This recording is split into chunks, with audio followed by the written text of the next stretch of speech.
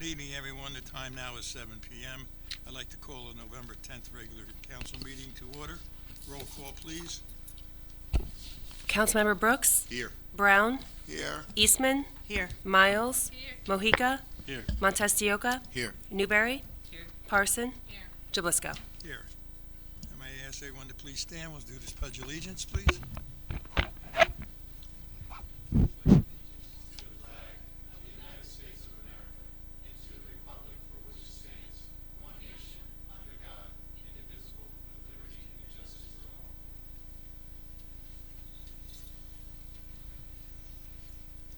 Now, at this time, we'll ask Councilman Brown, please read the invocation.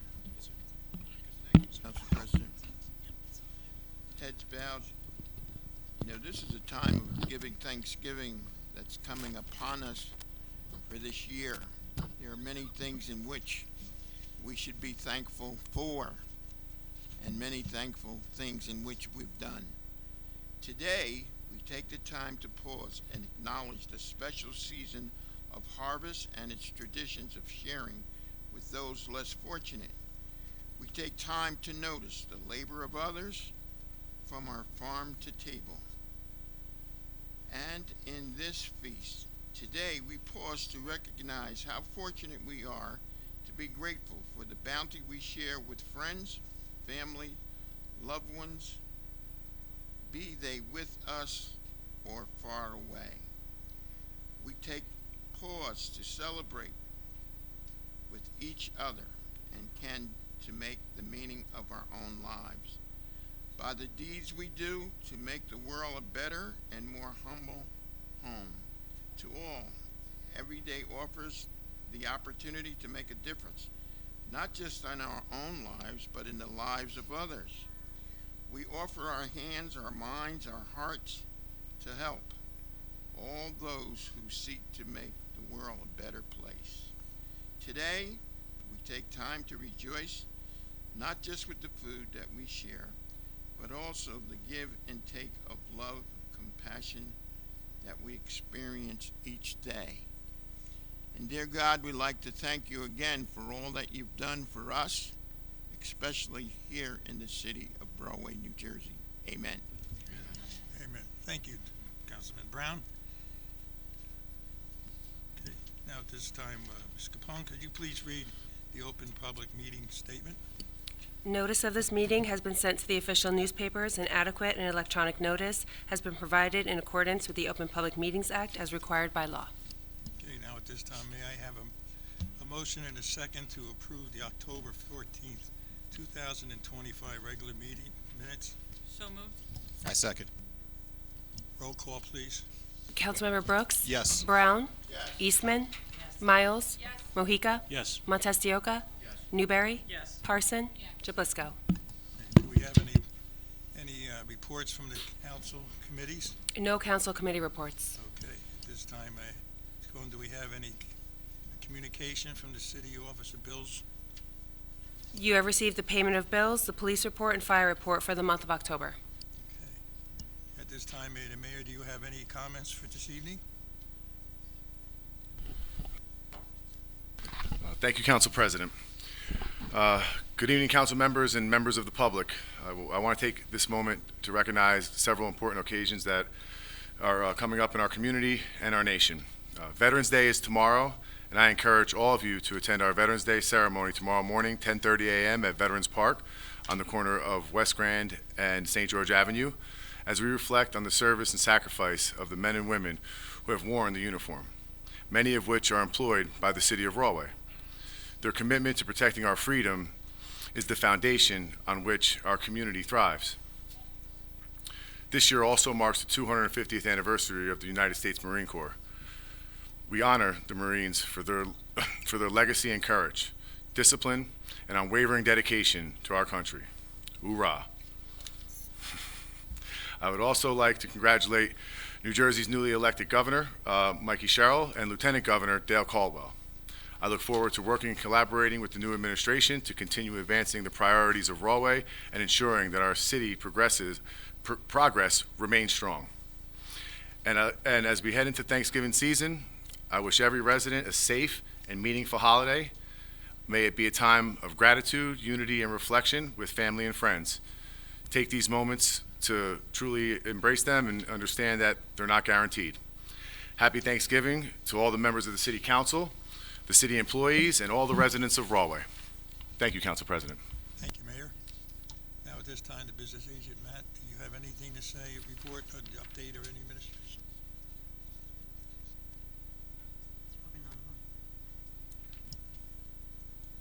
Okay. Is it on now? I had it on, I thought so. Okay, now at this time. Oh, so what? Hello? Hello? Turn the button on so it comes on. Okay? Thank you, Council President. We got it. It's your show. We're going to start off with financial agreements Don't touch this the evening. mic. And then we're going to have a presentation, and subject to the presentation, I will come back and do the. I'm sorry, it's not coming through on the mic.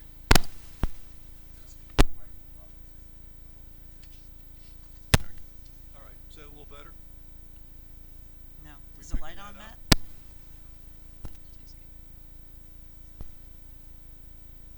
We'll get microphones. Is that a little better? No.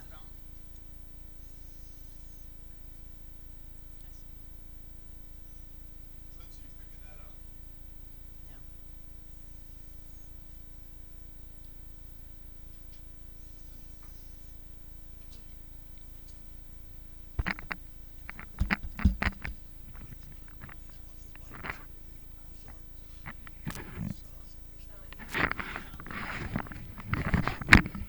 How's that?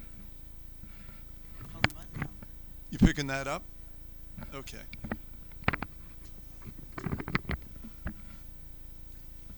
People usually don't have a problem hearing me. This is just a little, it's a little out of character. So what we're going to do is a presentation before we introduce, before we go on with the agenda. We'll have Mr. Marinello speak on the two ordinances, the first two ordinances. After his presentation, I will come back and continue my presentation of the agenda to council. But before I turn this over to our presenter, I quickly, and by way of explanation, what you have in front of you tonight are two pilot agreements for one project. It's a multi-phase, two-phase project. It's a warehouse distribution facility. It's going to be built in two phases. So that's why you have two different agreements. A couple of points I'd like to make. The first is that at least 2 years ago, Mayor Giacobbe sent staff on the mission of trying to attract and complete non-residential development in the city. We are really happy this evening to bring his request to fruition before you. This is a approximately 300,000 square foot project. It is the first warehouse distribution project of any size that will be constructed in the city in decades. I think we went back 30 years and we're unable to find any type of sizable warehouse distribution project. So this is the first one in a really long time. Couple of points to make. It would not happen without you acting favorably upon the long-term tax exemptions that you have in front of you this evening. We do think they're very favorable to the city, and Mr. Marinello will get into that in a couple of moments. Another point that I want to make is that one of the issues that has been brought repeatedly in an air before you has been that pilots that are given to developments generate negative impact on the school system.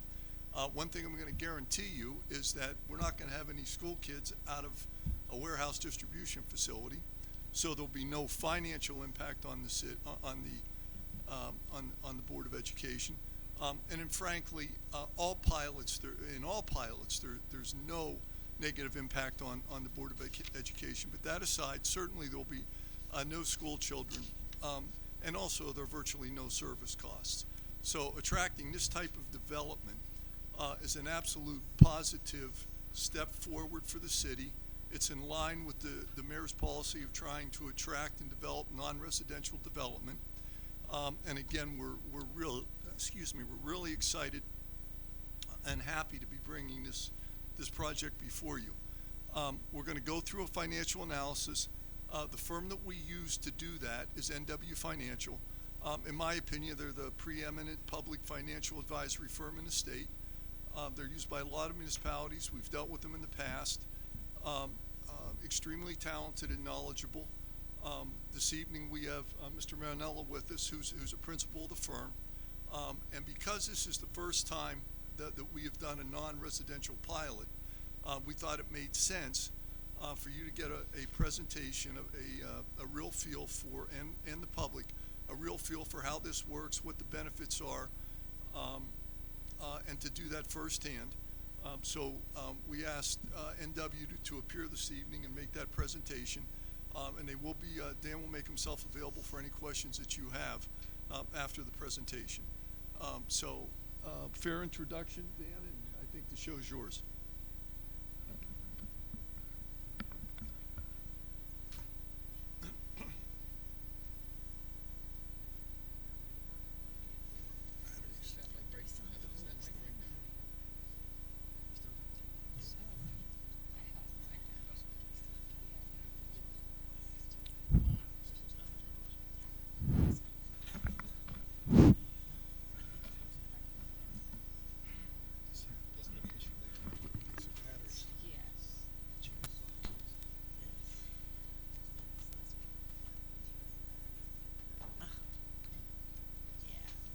Batteries went dead. You wanna take mine and I'll, share with Benny? No, he just broke the other one. You wanna take mine, Frank? I'll share with Benny?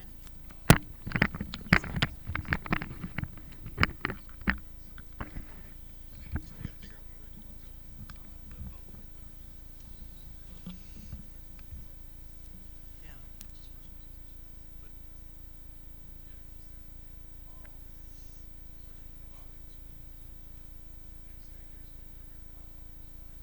So we test this type of stuff before. We don't usually.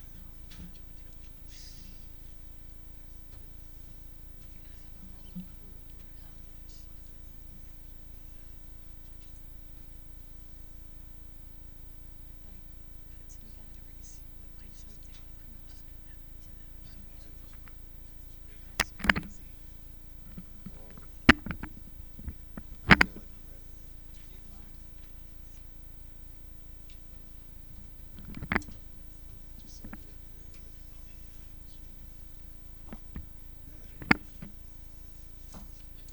Hello? I gotta hold this down?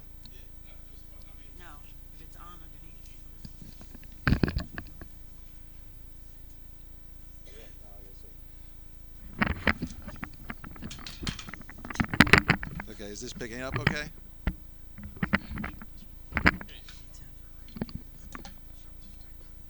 Hello? Is this picking up okay now? Okay, great.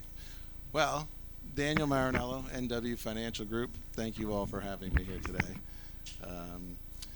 Just a quick background, NW Financial Group is a full-service public finance firm. We've been in existence, or actually next year will be our 30th year. I have been at the firm now 29 years, so this is what I've been doing for my whole career. And of course, over the last 10 plus years, as you may know, redevelopment in New Jersey has really become a major issue for the benefit of many, many communities. And our firm really works on behalf and only on behalf of municipal government. And our goal is to try and balance what a developer might be looking for in order to help his own project succeed, and at the same time make sure that the taxpayers and the governing body receives its due share, and what our goal is really to try and negotiate an agreement that is for the benefit of all. And I think in this particular case, we've worked really hard over a number of months, going back and forth with the developer to make sure that we've done just that. So this project today is 329 New Brunswick Avenue, and you have two ordinances on for first reading for two phases. One is for the front warehouse, and one is for a smaller back rear warehouse. So you'll see two on there, but the presentation combines both of those projects as one, as you'll see the numbers, since it is currently the property is one property and it's the same developer. So awesome. It's approximately 26-acre site, and I'll go through this presentation and answer lots of questions afterwards if you have them, if you can't see. Okay. Proposed project, there's a front building, 201,000 square feet. The rear building is 76,000 square feet. And I'll show you a breakdown shortly of the cost, but the cost of the whole project is approximately $106 million. Gives you an idea of the scope of the project that we're talking about. And just to give you a little bit of breakdown, the acreage, the 26 acreage, is split between lot 10.01, which is 14.9 acres, and 10.02, which is 10.65 acres. So that has been done already, that division of those two properties, so you have the two warehouses now on two separate properties. Awesome. On the screen now is a photo of the location. If you don't know where that location is, it's New Brunswick Avenue.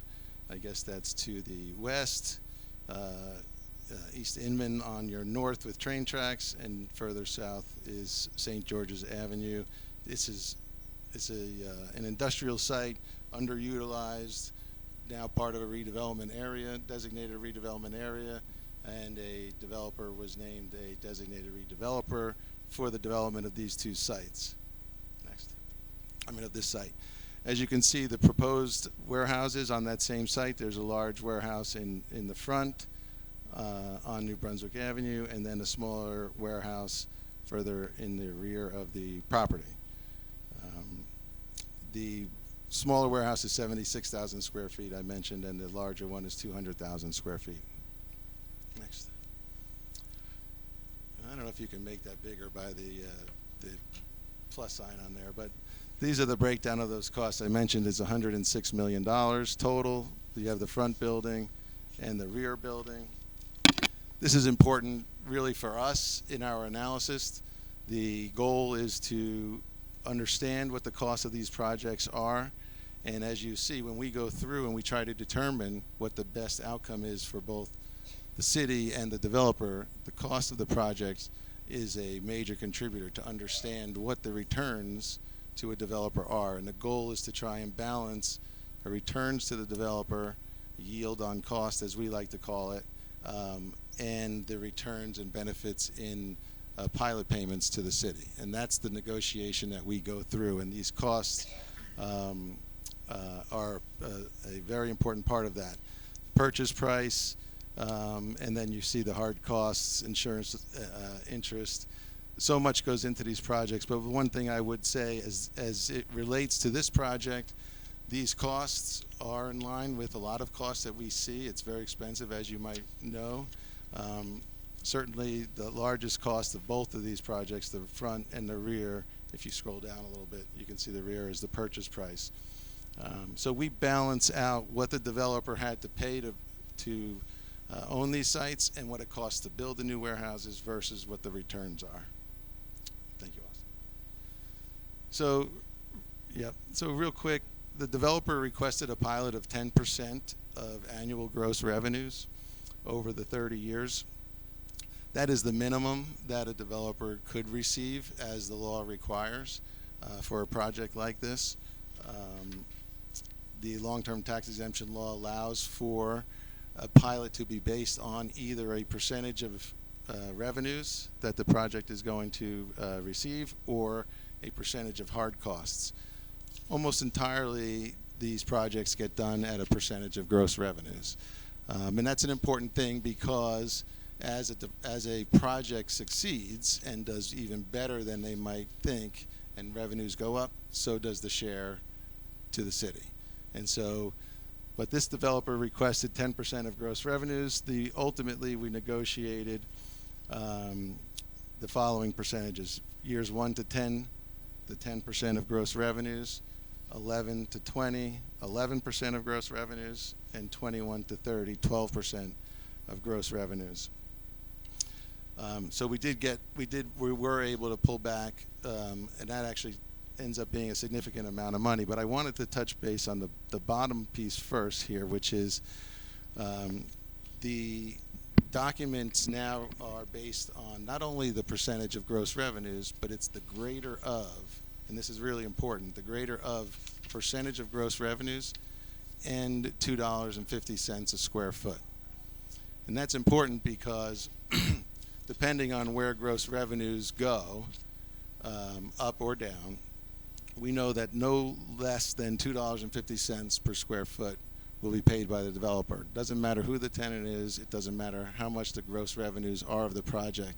That was really important for us to make sure it was in there as a percentage, as a square foot dollar amount, because that, in a lot of the communities around here, you will see there's a lot of back and forth about gross revenues. There's a lot of, you'll see when we get an audit from a project like this, there are a lot of things that could be in gross revenues or taken out of gross revenues, and by having a square footage minimum in here, it protects everybody to make sure that we're getting the right amount.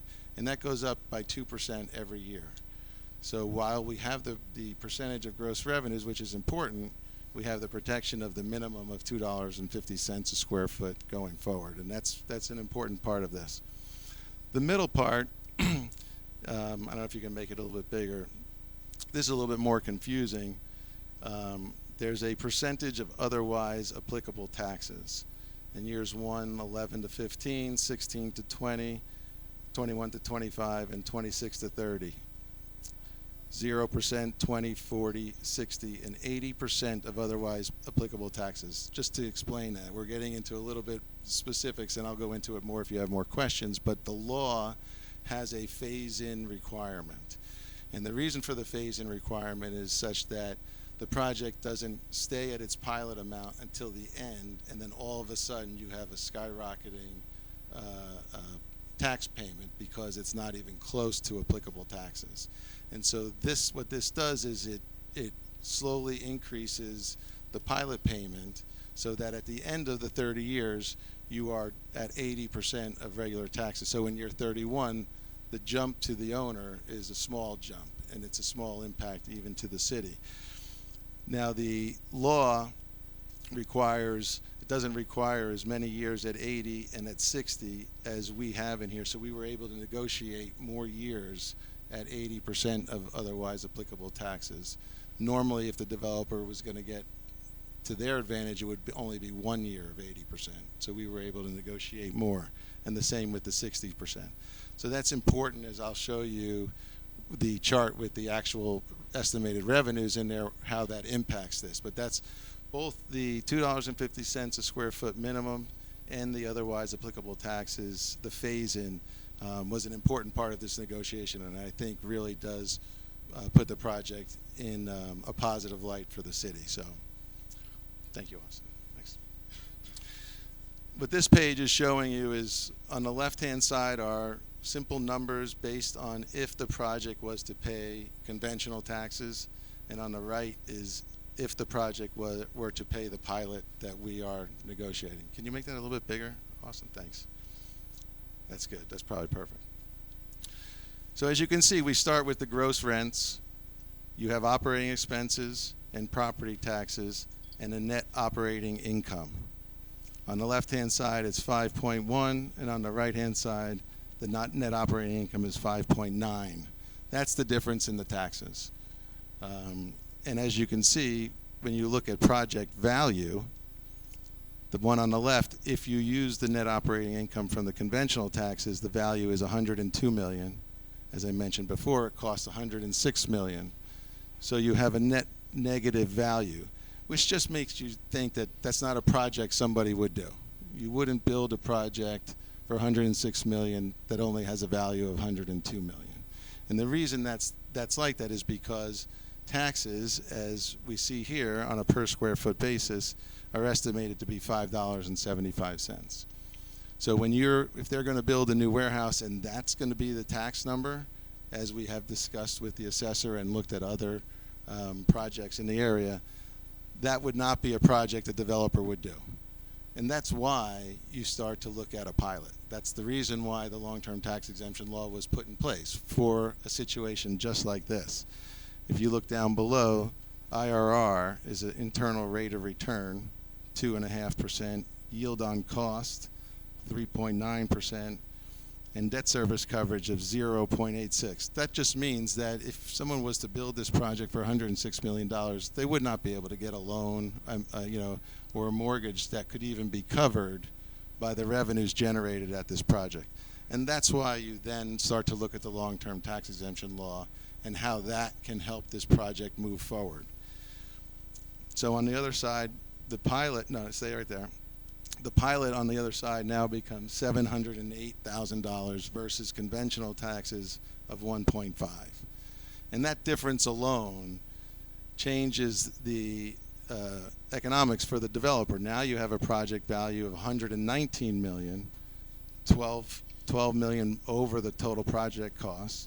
You have an internal rate of return of over 11%, a yield on cost of 5.6, and debt service coverage of 1.2. Now you have a project that makes sense. Yield on cost, by the way, simple calculation. It's the net operating income divided by the total project cost. So most of the time, developers are looking for anywhere from 5.5 to 6.5 to 7.5, depending on the risk of the project. This particular one, we've negotiated a pretty good deal for the city in the sense that the returns to the developer at 5.6 are generally on the lower side. And I think we've pushed the developer on this particular project in a way that there really became a balance between the benefit to the city and the returns to the developer. Yeah, I knew these charts might be a little small for everybody, so let's zoom in just a little bit on the top. So as you can see, on the left column is the percentage of gross revenue and the minimum per square foot. So the gross pilot, $694,000, and this is how pilots work. This is how the economics work. You have a gross pilot. You have a land tax credit. So land taxes will be paid by the developer as they normally are, and then they get a credit towards their pilot payment on that. So then they'll pay the $176,000 in land tax, and then they'll pay the net pilot of $518,000. And you can see the share going to the right. The city share of land taxes is $70,000. You pay a 5% to the county. The city gets a 2% admin fee. Can you scroll to the right a little bit? And then the city share of the pilot and the land would be $577,000. I'm going to put my glasses on a second because right now this property has a total tax payment of $244,000, which the city receives $98,000. So if you're looking to see what the benefit of this particular project is versus what is current at the site. Can you repeat that, please? I'm sorry. The current assessment reduces taxes to $244,000. The city gets $98,000. Now, after this pilot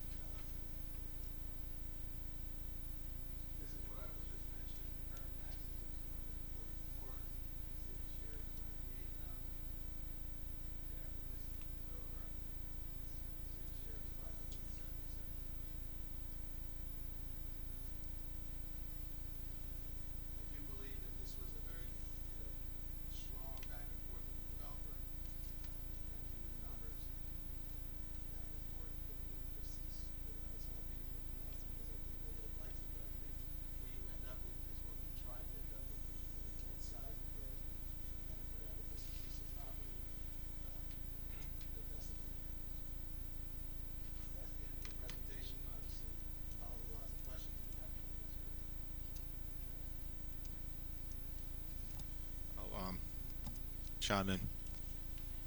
I don't have a question. I just want to say excellent job in making it simple. The fact of the matter is that we have a property there now that is at the very end of town. It's somewhat blighted. So I think about the beautification of the area. You know, even though it will be a warehouse, it's going to look significantly better than what's currently there, and will bring in more than 5 times the amount of yearly revenue in its first year.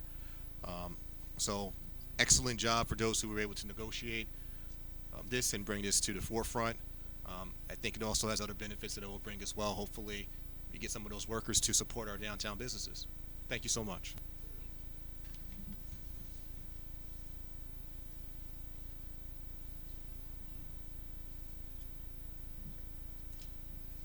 Anyone else? Mr. Brown?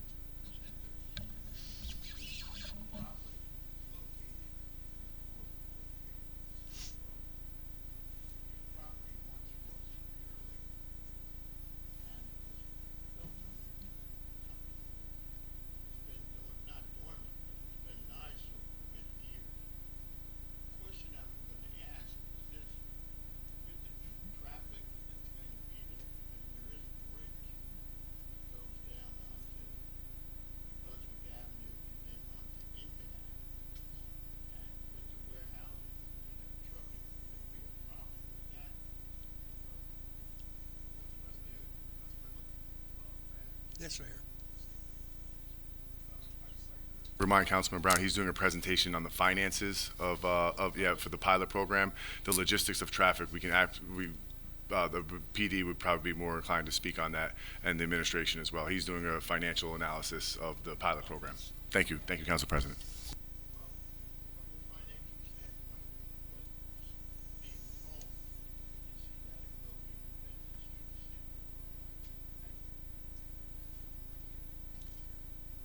Anyone else? Very good. Move on. Matt? No, hold on to that. Just in case you need it. Just in case you.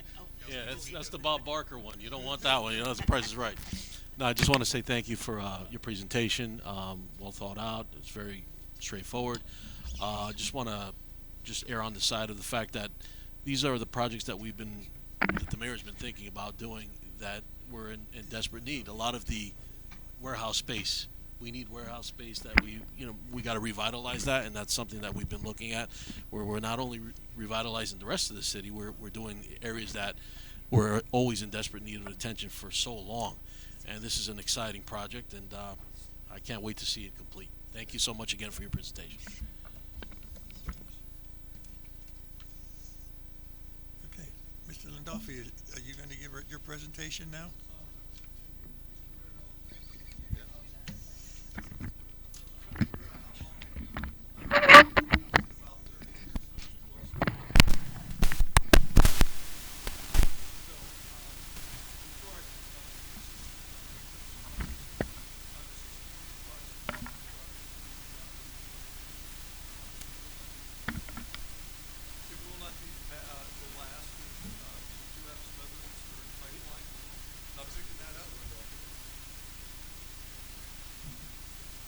I was waiting for him to ask for it.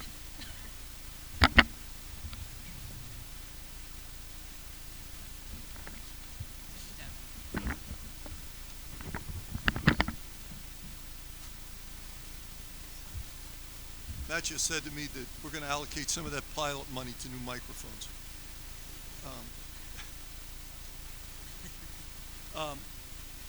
As I was saying, I believe this is the first non-residential project we've brought before you. It will not be the last. I don't think we'll have another one of this magnitude, but going forward, we do have some other ones that are in the pipeline. I think within the next year, we'll probably be back before you with one or two other similar projects, again, of a smaller nature. And the second point before I proceed is that Councilman Mahika was very humble. He was actually acting chair of the redevelopment agency when this project came before us, was presented, and was thoroughly vetted at the redevelopment agency for the type of questions that Councilman Brown asked. So he was very instrumental in carrying forward the project and making sure from a planning and redevelopment perspective, in addition to a financial perspective, that it made sense. So back to the agenda. The next, do we need Mr. Marinello to stay, or unless you want to? Okay, so have a seat.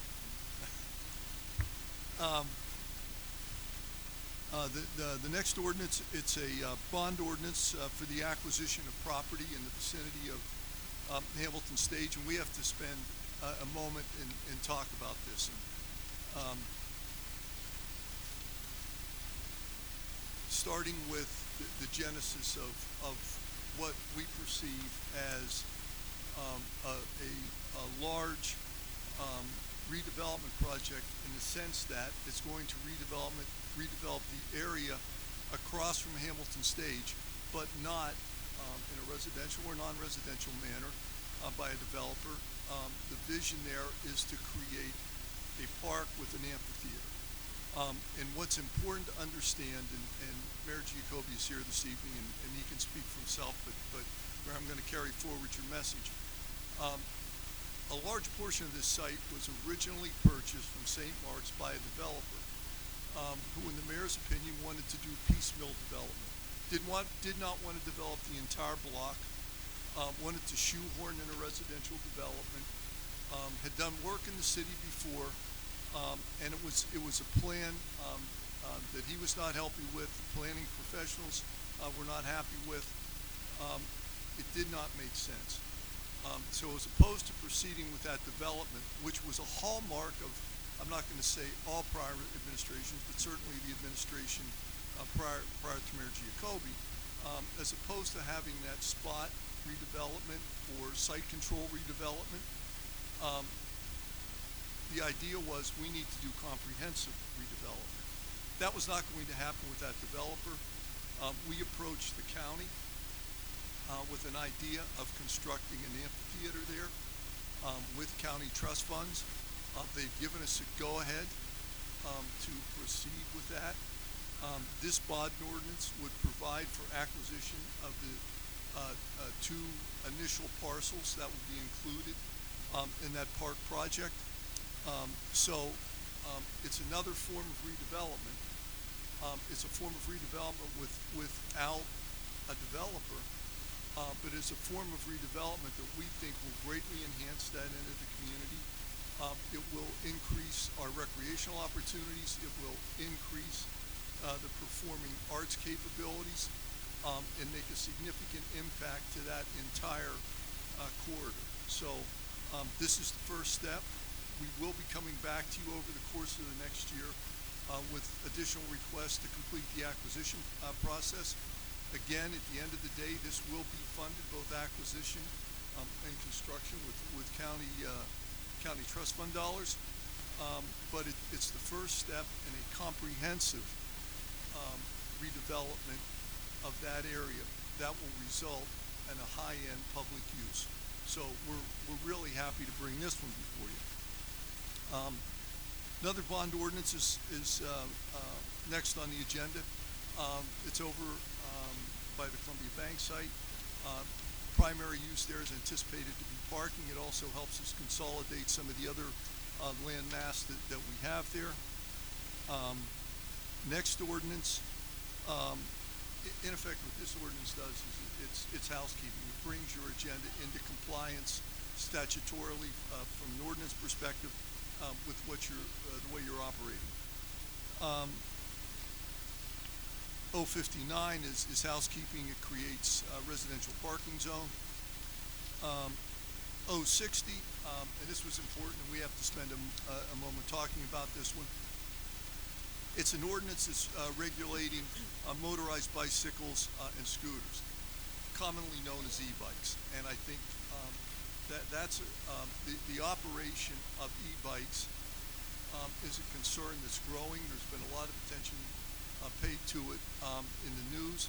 A lot of accidents, some fatalities, but the use of those vehicles is becoming more prevalent, and the misuse of those vehicles is becoming more prevalent.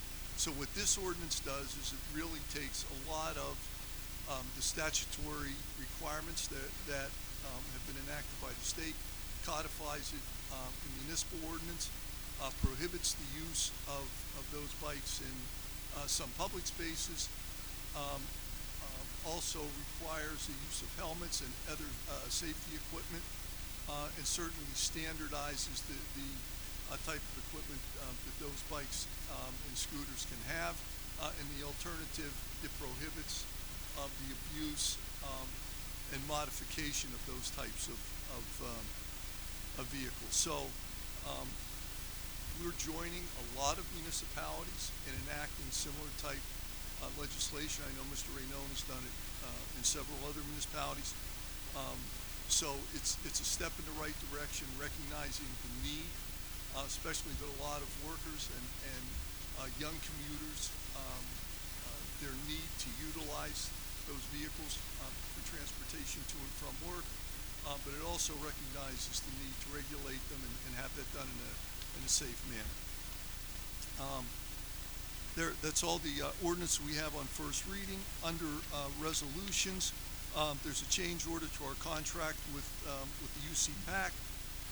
They provide certain administrative services to us at this point in time. This amends that contract to provide for some additional service. 246 is housekeeping. It's a refund of an overpayment of a water bill. 247, we talked about this before. Our phone system is at the end of its life cycle. We are out of compliance with some of the requirements that we have to record incoming calls by specific location, etc. The recommendation is that you make this contract award. It will upgrade our phone system, will bring us into compliance with those requirements.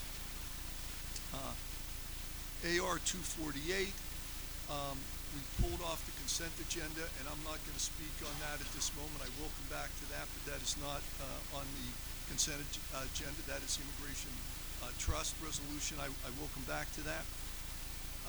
249 is a housekeeping matter. It's a closeout, a change order, and a release of a maintenance bond for a contract. AR 250, let's spend a moment and talk about it. We have previously discussed the improvements that are being planned for the Paseo. We did go out on bid for those improvements. We didn't feel that the bids that came in were in line with our engineer's estimate, so that Resolution 250 would reject that bid. We are going, it is our intent to go back out on bid for those improvements. So hopefully you'll see in the near future an award of bid. 251 is an award of bid for the dog park. Again, that's a county funded project that is slated to start construction in the spring.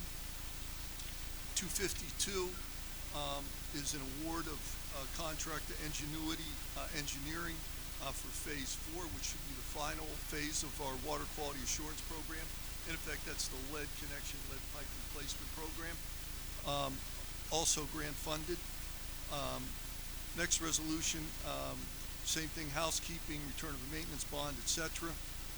254 is a professional service contract for the design and then for the ultimate construction of poles that would hold banners that we would extend across a couple of the streets in the downtown, utilize it as a means of more communication with our residents. They're very common throughout downtowns. We're asking you to retain a design professional to help us through that process. 255, another what I'm going to term housekeeping, closeout payment, change order, release of the bond, etc. 256 is a contract for the removal of trees. We do have an in-house capability, but we are also asking you at this point in time to retain a firm a contractor to speed up that process so that more trees can, and by the way, I should spend a moment here. I just don't want to say that more trees can be removed. I know that you know this, but I don't know the public does. We had a certified arborist come in and do a shade tree inventory of all the trees that we have. And as a result of that shade tree inventory, he developed several categories. Healthy trees, trees that need pruning, trees that require removal. And again, because he is a certified arborist, he is technically certified to make those judgments. These trees were on that list. This is not necessarily or simply a judgment of our in-house staff. This is the judgment of a professional who we retain to do the analysis and make recommendations. So in this case, we're asking you to retain a firm that would help us do those removals. 257 housekeeping, it's really correcting a prior resolution for contract for the removal of leaves from the DPW. R258 is a purchase of a street sweeper. We're going to utilize a co-op to do that purchase. 259 is the resolution that accepts the audit. The next four resolutions, 260 through 263, are housekeeping. They're all refunds for various reasons. AR 264 is part of the budgetary process. Every year, CFO prepares a best practices inventory, submits it to the state. This resolution acknowledges that we have done that. 265 is a companion to the two bond ordinances, not the pilot ordinances, but the two bond ordinances that we discussed that amends the capital plan. 266 authorized the cancellation of outstanding checks. 267 authorized the insertion of a special item of revenue. In this case, it was a tree grant that we had received. It was a large grant in the amount of $1 million, and this inserts that into the budget. And I believe that's all we have this evening, with the exception of the Immigrant Trust. I know Mr. Raynone is going to speak to that, and then I think one or two council people had requested that they be heard before we move on. Yes. I gotta see if my microphone's working. So, everyone can hear me, right? Yeah. So for obvious reasons, the Immigrant Trust Act has made its way into the news. It's a bill that's been in the legislation right now. It is the purpose of the bill is to codify what is called the Immigrant Trust Directive. That was established in 2018 by the Attorney General for the state of New Jersey. And what it did is it outlines the methodology for which law enforcement can deal with and communicate with federal agencies like ICE. And it restricts the amount of information that we're allowed to give. It requires us to, by example, if a warrant is provided to us, we are required to inform the person that there is a warrant out for them and to see if they will turn themselves in. But it effectively makes it so the local police departments and the local police forces are not becoming, I don't want to say arms of ICE, but they're not coordinating with ICE for their various actions and behaviors. The act itself does not restrict ICE's ability to operate, and it's important to understand that is a federal law. It's a federal department. Our ability on a local level, as a municipality or as a state to regulate that is fairly limited. But what we can do is control how it is that we interact with those agencies and what the law will require. The concern was that, as it was an AG directive in 2018 that's still in effect, that a new Attorney General could simply change the directive, which would be true. So the law would codify the current AG directive, which is how we're currently operating, into a long-term law. And I hope that, I'm not going into too much detail as to all the benefits. I see a lot of people shaking their head. I'm assuming everyone has somewhat familiar with this, so I hope that helps. Thank you.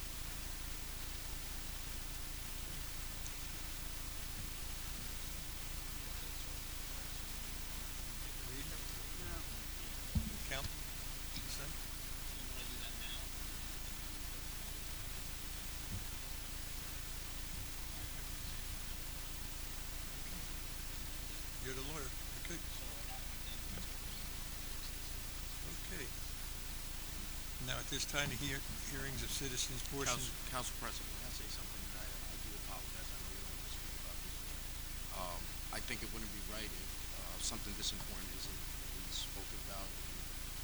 Anybody can hear me? All right. I mean, the people that get affected by this probably have no idea what you just said, so I would just like to interpret what I understand of it, so I can let our fellow Rahway citizens know about that. Yeah, by the way, we weren't saying that there would be no comments. It was just saying that by the time that the vote was coming, that everyone's going to be given an opportunity. I just want to translate to let people an idea or what I understood. So, Just one make sure we're on the same page. buenas noches. Nada más quiero clarificar lo que se habló sobre una resolución que vamos a poner en la próxima reunión que tengamos. Tiene que ver obviamente con ICE. Es lo que nos está afectando a nosotros los latinos y hispanos en nuestra nación más que cualquier cosa. So, puede ser que con un directivo del AG que pueda venir al presente, que pueda hacer unas reglas que pueden ser controladas por federalmente, que no nos ayudas en una manera u otra a proteger nuestros residentes de la manera que queramos, right? Hay ciertas cosas que tenemos que obligadamente hacer porque son leyes, pero nunca queremos ponerlo en una manera que nosotros queremos asistir a ICE a venir aquí y detener nuestros residentes. Se va a hablar un poco más de eso cuando podamos pasar esta resolución, pero eso es más o menos la razón por qué en este momento se puso al lado y vamos a hablar de eso en el futuro. Gracias. Very good. Thank you for your help. Anyone else? We'll wait till the rest. Okay. Once again, at this time, the hearings of citizens portion of this meeting will have 5 minutes to speak on the resolution, the first reading ordinance listed on the agenda only. Second reading ordinance may have their own public hearing. The floor is open to the public comment. You may only speak and must. Hear me? Hear me now? Okay. She got that? She's still working on so they can speak. Okay. While the comments are being made, the public will take under advice of the city council will not respond to any comments made by the public. Portion of the council listen to citizens. Now at this time, Ms. Capone, do we have anyone listed tonight to speak? Edward Harper, 239 Central Avenue.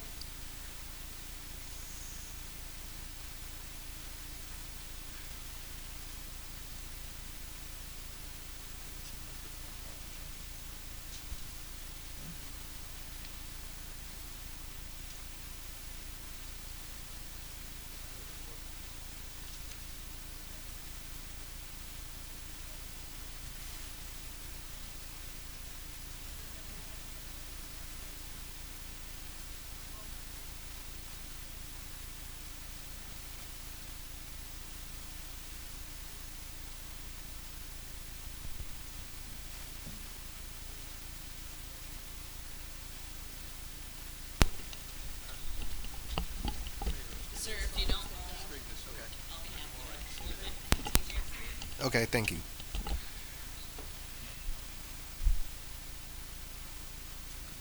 Okay. Good evening. The reason why I'm here is because I reside at 239 Central Avenue, and that's, as you guys know, that's the Willows. We appreciate you guys taking the time to look into our concerns, and we do understand and recognize that you try to address them as it pertains to the parking situation. However, it seems as though some of the changes that have been made have not been beneficial, but in fact have actually made things a bit worse. Instead of adding additional parking, parking was taken away, along with creating parking spots for residents. Some of the residents, as we stated before, that have disabilities, such as being in a wheelchair or being vision impaired or what have you, whatever disability that they also have attendants that come and have to, take care of them or assist them throughout the day, and they don't have the available parking, and that is a major concern. Forget the fact that there are people within the building that reside in the building that have more than one vehicle. More so, it's people that reside in the building that have disabilities that are unable to have the proper attendants come visit them. That is we have several veterans that live in our tenement, and these gentlemen are not being attended to because anytime that their attendants park in the street, they're getting tickets. Furthermore, another issue that we're having is that parking was supposed to be made available for the tenants at the Willows, yet on Saturdays and Fridays we're still having to share those slots with church groups, special events. The Rahway Parking Authority was supposed to be coming over to double check that, and it's supposed to be green permit parking only. However, they haven't been coming through there on a regular basis, and it's just been a free fall. So even the tenants that's supposed to have those spots due to the tags that were passed out, it doesn't matter because people are still taking advantage and still parking in those spots regardless. And that's just what I had to say. Thank you. Thank you. Thank you, sir. Next is Roy Cook, 239 Central Ave.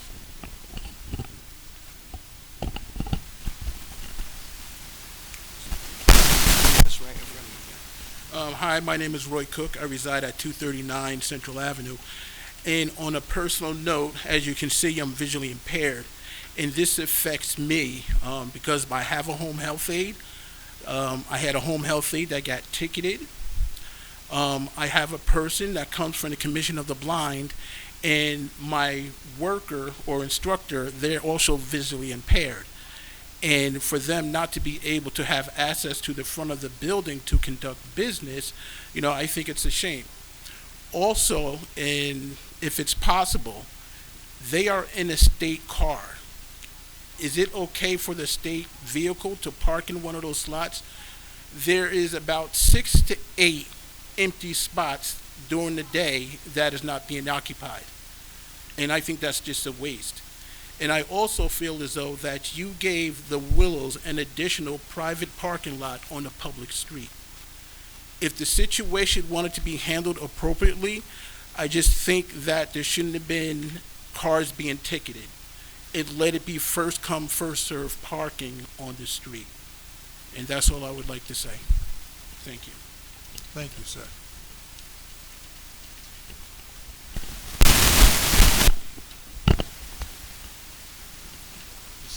No one else has signed up.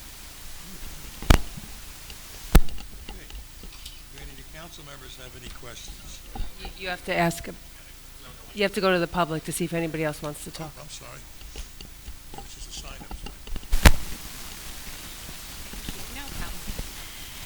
up. Good evening. My name is Amy Garcia Phillips, 1470 Campbell Street.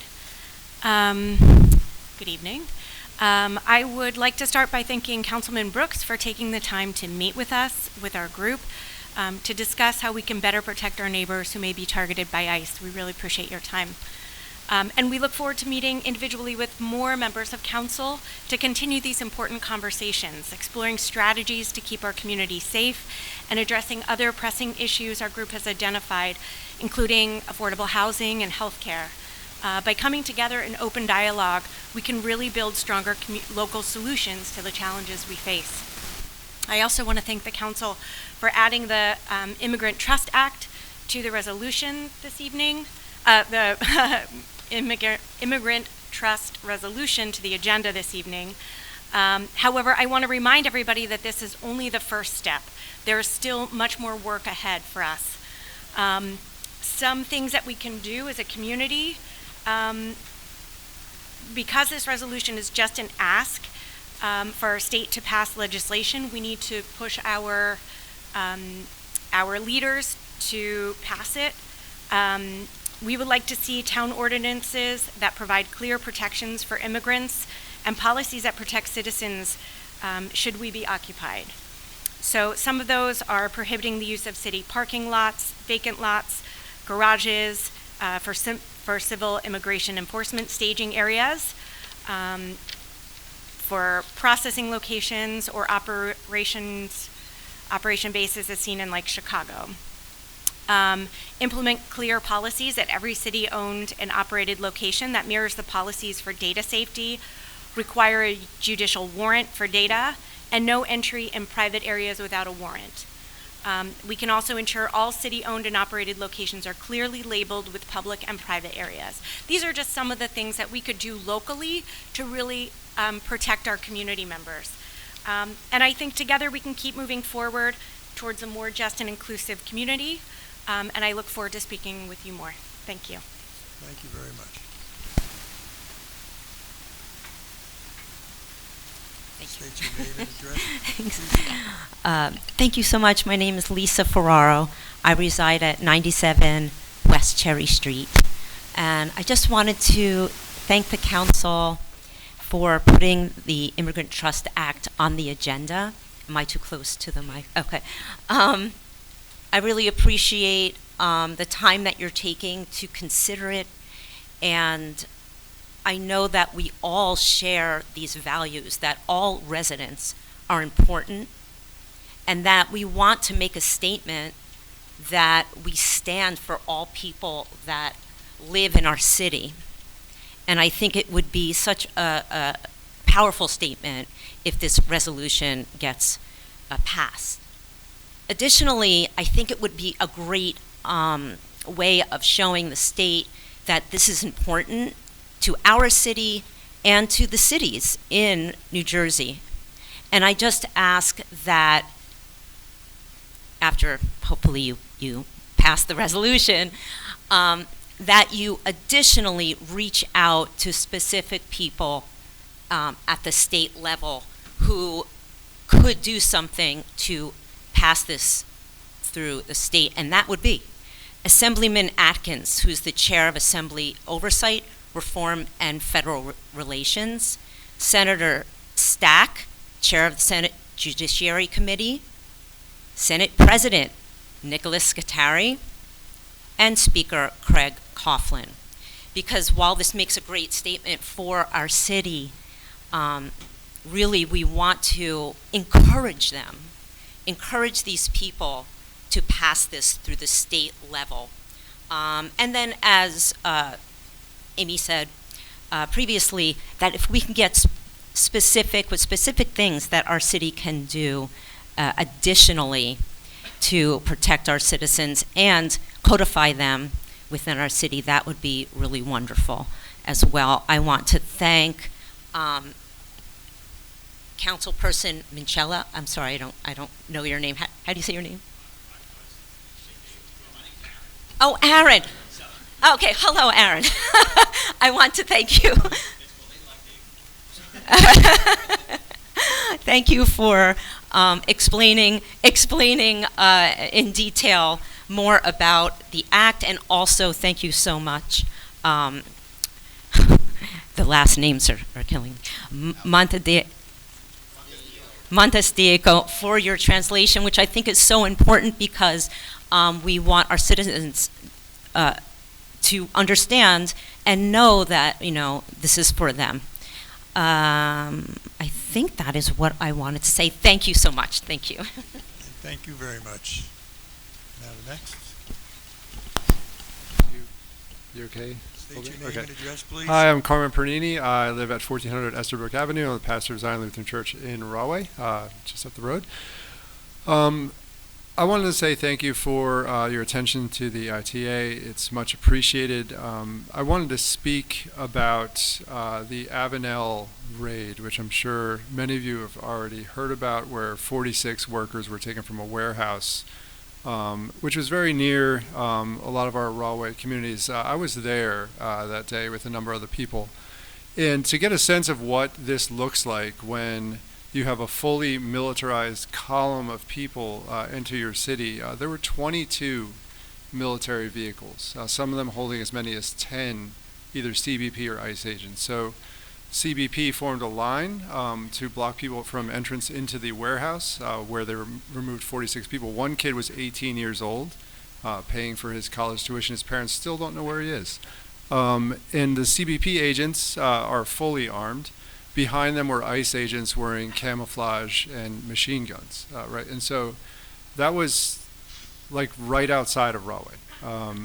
And one of the CBP agents, just to get a sense of what we're talking about here, actually assaulted a colleague of mine and punched him in the face, just knocked him to the ground, and that's that. I mean, I don't know if he's going to press charges or whatever, but that's what we're talking about. And so to see that, which I also saw at Delaney Hall, where Mayor Ras Baraka was arrested, because I was always also there for that, to see that in your community, it's scary enough as like a citizen, but for people in our community to see that and to be afraid of what's going to happen if someone comes knocking on your door.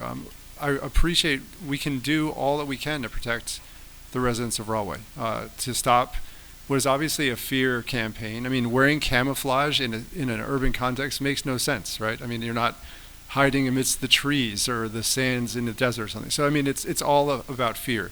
And so whatever we can do as a city to project that we're going to protect our residents means a lot. And it means a lot as a clergy in town, as a dad in town, and all of the roles I play. So I appreciate that, and I want to echo what was said before, that there's more that we can do and to protect our residents. So thank you. Thank you, Pastor. Next. Please state your name and your address. Hi, my name is Dr. Antoinette Wallace. I am a resident at Riverwalk of Rahway, Barnhart Lane, and I'm here with other residents from Riverwalk or Rahway as well. We're not on your agenda, but we have been trying to push an issue for a while now. And it's basically the parking issue. I worked with Mr. Brown. We're trying to find a resolution. We also sent an email to a couple council members, but haven't heard anything back. So our key points here are essentially that we're requesting assistance to amend the current parking ordinance that limits parking on Essex and Johnson Streets to only those residents of those streets. As you know, Barnhart Lane is a private road. They don't come in to collect the trash. However, it is a part of the community. We pay equal taxes as the residents on Johnson or Essex. But the parking situation on Barnhart Lane is very limited, and it's been causing a lot of difficulties for the Riverwalk residents and their visitors. So we're looking to allow residents of Barnhart Lane to also file for permits to be able to park on Essex Street or Johnson Street. Every resident on Barnhart Lane is only allowed 2 parking spots.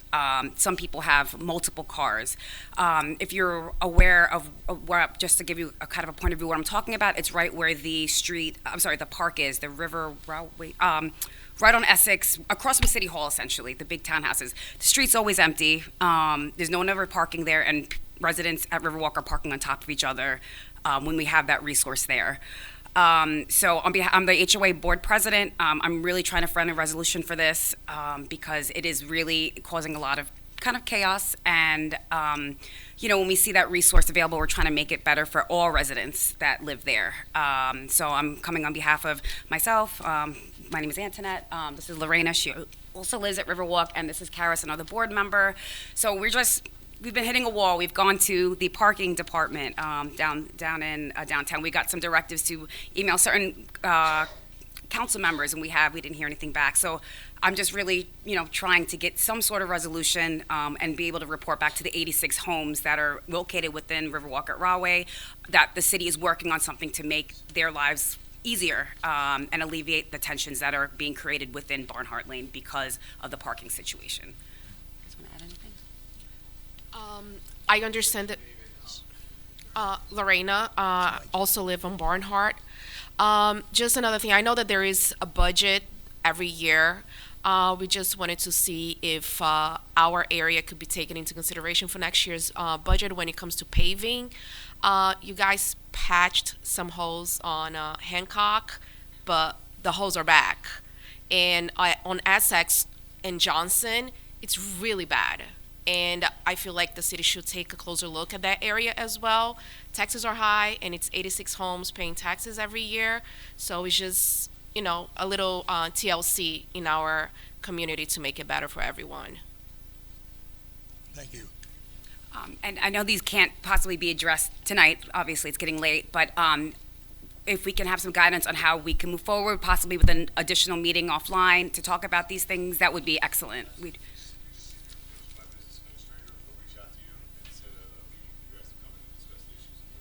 Perfect. And I just want to add one more thing about the ICE thing. So I'm a combat veteran, and to see that people, thank you, to see what people are talking about. I didn't really know what happened in Avenel, but to hear that there were people in camouflage in there arresting people is very troublesome to me. So I appreciate that the Rahway Council was looking into something for, so this doesn't happen. So thank you so much, and I'll meet with him too. So thank you. Thank you for your service.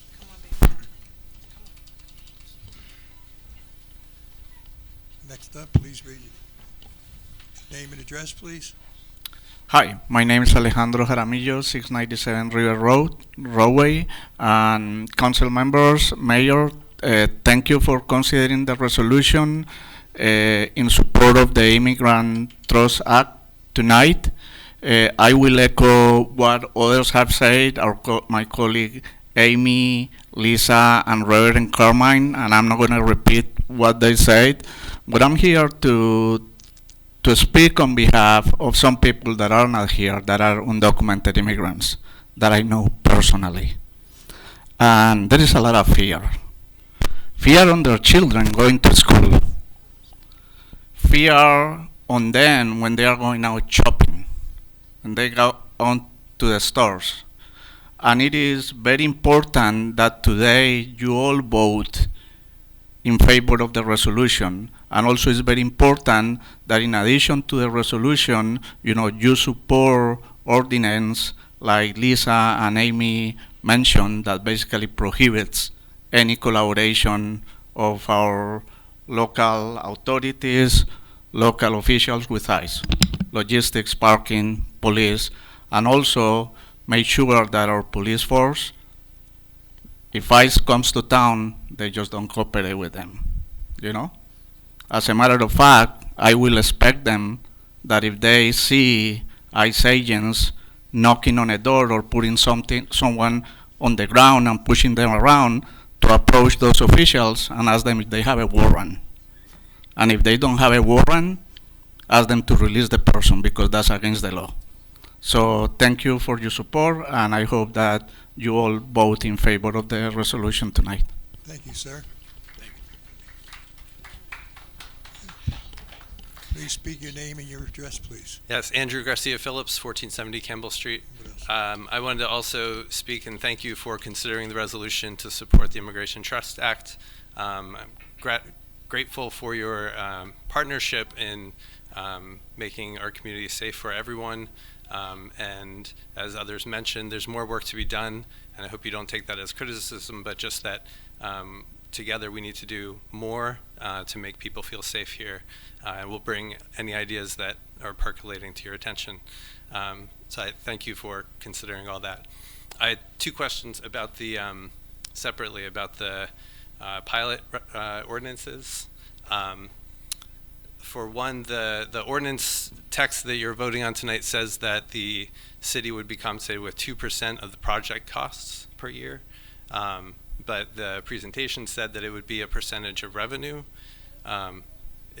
Which one is it? I appreciate all the information. I hope that maybe that will be made part of the public packet so I can look at it in more detail afterward. The other thing that caught my attention though is that you showed how the project costs add up and how that necessitates the tax break that the developer needs from the public. And the biggest part of the development cost that you showed was the acquisition of the land itself. And that caught my attention because this particular property was the subject of an interesting transaction that was in the news a few years ago. It sold in 2017 for $7.5 million. Now it's been vacant for a long time, and someone bought it for $7.5 million. 5 years later, they sold it without changing anything. They sold it for $62 million. And it was suspicious why this would happen. It was a transaction that no one explained. I think both parties were represented by the same people, so it was a transfer for some reason. Maybe it was perfectly legit. Maybe they just needed to invest their money somewhere. I don't know. But the fact that that cost now is the justification for why the public needs to be a partner in developing this property, I think is a question that needs to be answered, and I hope that we'll get an answer to that. Thank you. Thank you, sir. Anyone else would like to speak?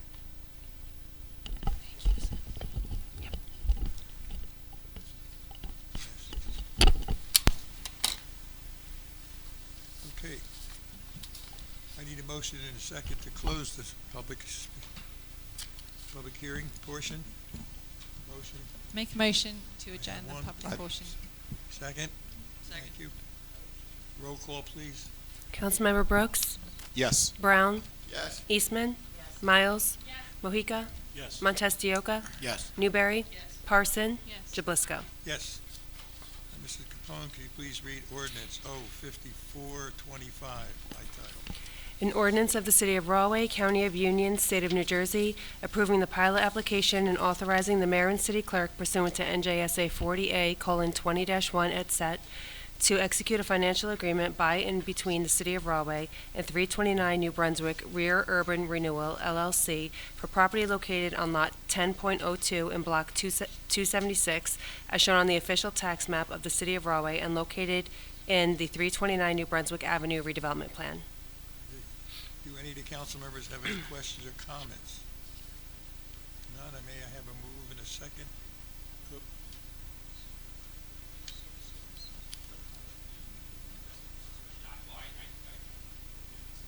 I'm sorry, and just because it was brought up, and it was a good point, the ordinance says 2%, the presentation is the percentage of income. Is the 2% correct, or was the percent? Yes, that's It's a percentage of income, the 2% that perhaps is being referenced there is there's an administrative fee that the city gets on top of the pilot. 2% of that pilot is an administration. You need a microphone for a minute, please. Some of the ordinance doesn't have it. No, these ones are set up to the. I will. The pilot is based on a percentage of gross revenues, 10%, 11, 12, as I mentioned, throughout the 30 years. Also, it's a greater of that or the $2.50 per square foot. The 2% that perhaps they're referencing is, in addition to the pilot, the city receives 2% of that pilot amount, in addition, for administrative purposes. The reason for that, it's a small amount, and the reason for the city, the developer to pay that extra 2% is because each year the city will have to go through a process of reviewing the developer's audits to make sure that the pilot payments are being made properly. And each year, if they'll look at the gross revenues to confirm those numbers. So that's the 2%. But the pilot itself is a percentage of gross revenues. Thank you. Thank you, sir.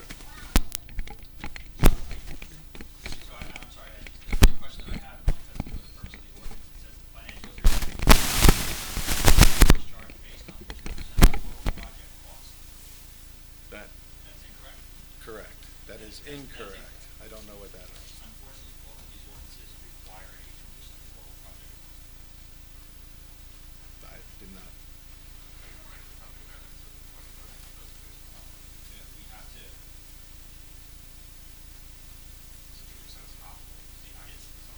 It's a substantive change to the ordinance as written.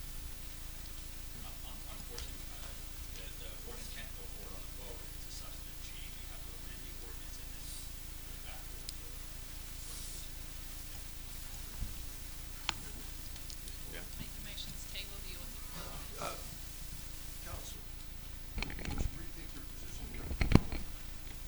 That amendment can be made on the floor. That amendment can be made on the floor at first reading. It's not a substantive change to an ordinance that's been introduced. It's an amendment to an ordinance that is being introduced, that hasn't already been introduced. You can make that amendment on the floor. You need to go into executive session to discuss this a little further? and I apologize. I just want to make sure that this goes correctly. So if I could have,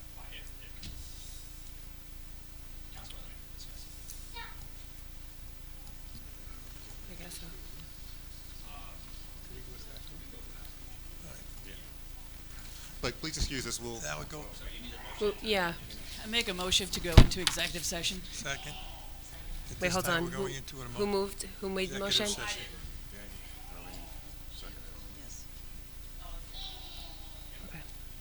Okay. Aye. Aye. Okay, thank you.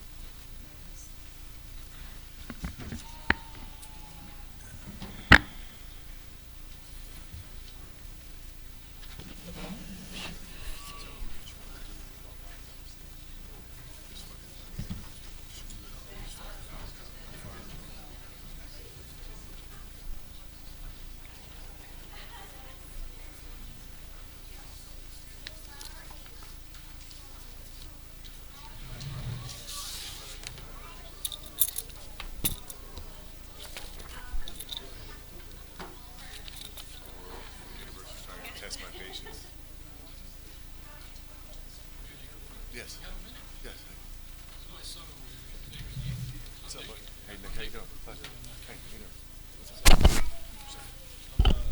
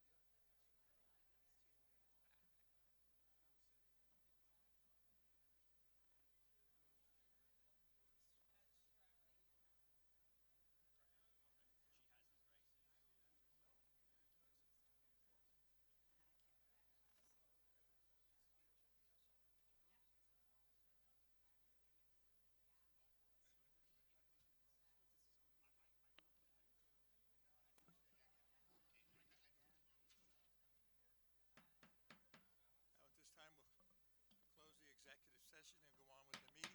I make a motion to close the executive session. Second? I second.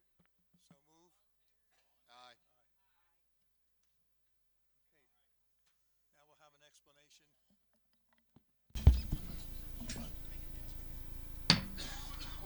All right, thank you very much. Sorry, there we go. All right, so just to clean up some of the confusion there. So we have two ordinances on the agenda for tonight, Ordinance 54-25 and Ordinance 55-25, both of which are dealing with pilot agreements. There is a scriber's error in each one. It's in Section 4, which suggests that the financial agreement will be for a 2% of the total project. That was obviously put forward in error. The following paragraph, which explicitly points everyone to the actual document which is being discussed and is being negotiated, that is the document that should be governing the ordinance. So at this time, if the council wishes to proceed, they can move to amend the two ordinances as proposed, and my recommendation would be to amend the ordinance to just delete Section 4 altogether out of it, so that everything from the financial agreement shall be for 30 years, that entire paragraph is going to come out. Everything is going to just reference the agreement, the pilot agreement that was actually attached to the ordinances. Council President, I'd like to make a motion to accept those ordinances as recommended, with the edits as recommended. Second. Roll call, please. Councilmember Brooks? Yes. Brown? Yes. Eastman? Yes. Miles? Mojica? Yes. Montestioka? Yes. Newberry? Yes. Parson? Yes. Jablisco? Yes. Okay, I leave this out now. Yes. All right. So the record shall reflect that It will be made. that ordinance as proposed has been amended, and that the paragraph on Section 4 has been removed. And then that will be reflected when the ordinance goes on for second reading as well. At this time, Council President, you can now proceed with calling for a vote as to whether or not the council wishes to move forward with the revised ordinance as proposed. You need a motion and a second. I'd like to make the motion for the revised. I second. Who's motioning it? Mojica. Okay. Second? I'll second it. Roll call? Roll call. Councilmember Brooks? Yes. Brown? Eastman? Yes. Miles? Mojica? Yes. Montestioka? Yes. Newberry? Parson? Yes. Jablisco? So we're going to move to ordinance number 50. All right, so we're in the same position for the next ordinance, which is 55-25, which is the second pilot agreement. And it will be the same proposed motion to amend to delete that paragraph. I make a motion to accept the revised ordinance as proposed. Okay, I second. Can I just read the title? Yeah, sure. Go ahead. Okay. An ordinance of the City of Rahway, County of Union, New Jersey, approving the pilot application and authorizing the mayor and city clerk pursuant to NJSA 40A:20-1 et set to execute a financial agreement by and between the City of Rahway and 329 New Brunswick Front Urban Renewal LLC for property located on Lot 10.01 in Block 276, as shown on the official tax map of the City of Rahway and located in the 329 New Brunswick Avenue redevelopment plan. So I think that's the first ordinance, but we've already taken that vote, correct? That's the one we already did. That's the one we already 55. did. Now we're on to the second one. This is 055. Now we're doing a motion and a second for the amendment. Need a motion? I second. Have a second, okay. Who's this? Who's second? Okay. Roll call? Councilmember Brooks? Yes. Brown? Yes. Eastman? Yes. Miles? Mojica? Yes. Montestioka? Yes. Newberry? Yes. Parson? Yes. Jablisco. Now we have to take a vote to introduce it as amended. So I need a mover and a second. I make a motion. I second. Roll call? Councilmember Brooks? Yes. Brown? Eastman? Yes. Miles? Mojica? Yes. Montestioka? Yes. Newberry? Parson? Yes. Jablisco. Yes. Okay. Mrs. Capo? Now we're on to 55. No, 56. 56. 56. Yep. Ms. Capone, could we please read O5625, please? A bond ordinance providing for the acquisition of and payment of the purchase price for certain real property by and in the city of Rahway in the county of Union, state of New Jersey, appropriating $1 million therefore, and authorizing the issuance of $1 million bonds or notes of the city to finance the cost thereof. Okay, do any of the council members have any questions or comments? May I have a mover and a second on this? I make a motion.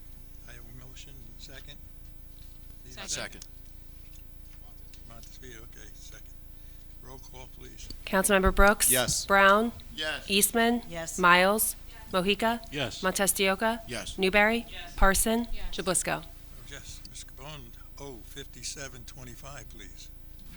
A bond ordinance providing for the acquisition of and payment of the purchase price for certain real property by and in the city of Rahway in the county of Union, state of New Jersey, appropriating $2.5 million, therefore, and authorizing the issuance of $2.5 million bonds or notes of the city to finance the cost thereof. Okay, do we have any council members who have any questions or comments? May I have a motion and a second, please, to adopt? I make a motion to move. Second. And I have a second. Roll call, please. Councilmember Brooks? Yes. Brown? Eastman? Yes. Miles? Mohica? Yes. Montestioka? Yes. Newberry? Parson? Jablisco? Yes. Okay, Ms. Capone, once again, O5825. An ordinance amending Chapter 5, Administration of Government by amending Article 14, Procedure of Municipal Council, 5-63, pre-meeting conference. Do any of my council members have any questions or comments? May I have a mover and a second on this amendment? So moved. I second. Roll call, please. Councilmember Brooks? Yes. Brown? Yes. Eastman? Yes. Miles? Mohica? Yes. Montestioka? Yes. Newberry? Parson? Jablisco? Yes. Now at this time, we need O5725 written. This is O5925. An ordinance amending Chapter 401 of the Code of the City of Rahway, Vehicles and Traffic. Okay, do any council members have any questions or comments? I have a mover and a second to adopt. I make a motion. Make a motion to move. I have a motion, a second. I second. I have a second to my right here. Okay. Any comment, questions? Okay, please roll call. Councilmember Brooks? Yes. Brown? Yes. Eastman? Yes. Miles? Mohica? Yes. Montestioka? Yes. Newberry? Parson? Jablisco? Yes. Ms. Capone, please, O6025, please. An ordinance amending Chapter 401 of the Code of the City of Rahway to establish Article 6, motorized bicycles and scooters, to regulate the operation, equipment, and modification of motorized bicycles and scooters within the city. Do any of my councilmen have any questions Oh, or comments? I do. I have a comment. Yes, I have a question down Council- here. Please answer. That's good. Oh, thank you. Okay. I just wanted. I think this is a really great. It's an ordinance, right? A great ordinance. For me, there's part of the ordinance I just want to really bring to the public's attention. That's about the helmets that are required. And as a school teacher, and I don't teach in Rahway, I teach in Elizabeth, but it's terrifying how many children come to school with no helmet on these electric scooters. Sometimes you have two kids on an electric scooter flying down the wrong side of the road. You have children driving these scooters on the road with no, really just driving a scooter on the road with no road sense, and it's incredibly dangerous. So I just wanted to draw attention to the helmet part of this. All operators of low-speed electric bicycles or scooters, regardless of class, shall wear a helmet if under the age of 18 years of age. So I know Christmas is coming up. A helmet is just so vital. It can literally make the difference between having a life and not having a life.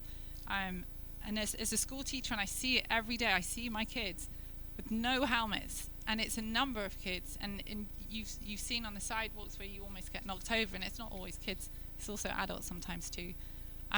But I really want to emphasize the necessity of children under 18 wearing a helmet, because their brains aren't developed enough to know what's right or what's wrong. But we're adults, and we should be making that decision for them. So helmets are cool. So that was the big thing that I wanted to draw everyone's attention to. Thank you. Well Very said, good, Councilmember. Myers. Thank you very much. for that. Thank Good you. point. Mr. Brown, would you like to say something first? Yes. What I'd like to say is that, and echo the same as Councilwoman Miles, the same thing, how do we make it so the people in Rahway at their school would recognize that this is happening and that we're going to have an ordinance that they should pay attention to? And having the school board members or superintendent be able to speak to the children, because you do see them where they have the bikes up there and they just do ride down the street, but it's for the safety of them that we should do something like that. Yes. Very good, Mr. If I may, Council President? Yes, Mayor. Thank you, Councilman Brown. Just so for clarification to Council, I've, in anticipation of this ordinance, I spoke with the superintendent. Once the ordinance is passed, we will meet with them so they understand the ordinance in full, and they will be able to relay what is required of the children riding their electric bikes to school. We're going to work with the district to put out kind of a whole promotional campaign around it, but first things first is we have to put it into law here in the city of Rahway. So thank you for that question. That's a great question, and we will be working with the district in order to make sure the kids understand the ordinance in full. Thank you, Mayor. Okay, now may I have a mover and a second on I'd this like to make a adoption? motion to approve O-6025. 0625. Ms. Miles, you have, okay, and I second? I need a second? I second. Miles, second. Oh, okay. Okay. Roll call. Roll call. Councilmember Brooks? Yes. Brown? Eastman? Yes. Miles? Mojica? Yes. Montestioka? Yes. Newberry? Parson? Jablisco? Okay, ordinance O54-25 through O60-25 are deemed adopted on first reading and will come up for public hearing and final adoption on December 8th, 2025 at 7 p.m. Okay, at this time, I'm going to get over the consent agenda to our lawyer. Good evening. As was discussed earlier, and just for the record, ordinance resolution AR 248-25, which is the resolution in support of the Immigration Trust Act, has been pulled for a separate vote. So the consent agenda for the council will be items 245 through 247 and 249 through 267. That will be handled in one vote, and then the resolution for the Immigrant Trust will be held on a separate vote. Okay, so I get a motion in a second, all right? So you want to take the motion on the consent agenda first? Yes. I'll make a motion on the consent agenda. Second? Okay. Roll call? Councilmember Brooks? Yes. Brown? Yes. Eastman? Yes. Miles? Mojica? Yes. Montestioka? Yes. Newberry? Parson? Jablisco? Yes. Okay, so now I got the second one? Yes. So now you would do for just AR 240. 240. Okay, I need a motion. So Resolution AR 248, a resolution in support of Senate Bill S 36072, Assembly Bill A-4987, authorizing the establishment of protections for immigrants interacting with government agencies. Okay, does any of the councilmen have comments on, council people have comments on this? I'd like to make a comment on this Ms. resolution. Mojica? Yes, thank you, Council President. I appreciate it. I just want to briefly mention that I appreciate the council's vote on this and also the administration's attention on this. This is something that's been near and dear to many of us, especially those within the Hispanic community, Latino community. But it not only resonates only with Hispanic communities, it resonates with Haitian communities, with African communities. This is outside of Hispanic nationality, race.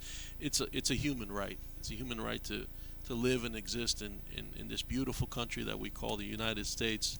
We're about to celebrate a wonderful holiday tomorrow. We should all feel part of this wonderful experiment of the United States. And being that this is such a great experiment, we need to be human to one another. And I feel that the city of Rahway has always been at the forefront of that. Look at how diverse this council is. And it wasn't like this not too long ago, and it's become such a diverse council, and it's proud to be part of it at this moment in time. With that diversity comes understanding when it comes to human rights. And I believe everyone here, sitting here, looking out into the audience as we speak about such an important passage of law, we can't help but to think that we're making somewhat of a difference. We know we have great law enforcement here in the city of Rahway, and our hearts are with them and the training that they receive as to how to care for the individuals who live in this city.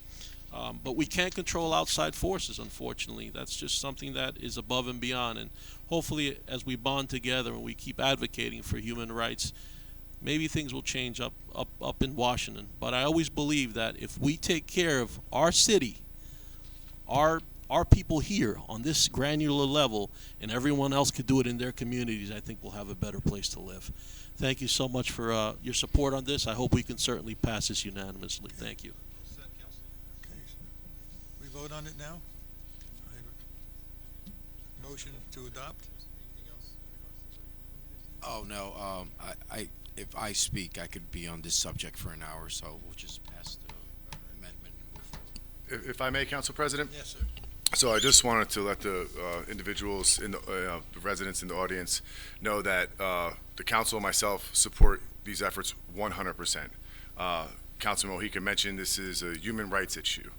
It saddens me, it upsets me to see what's going on in our country, how people are rounded up at their place of work, place of worship, or their home without any warrant or justification of why they're being obtained or brought in for for deportation.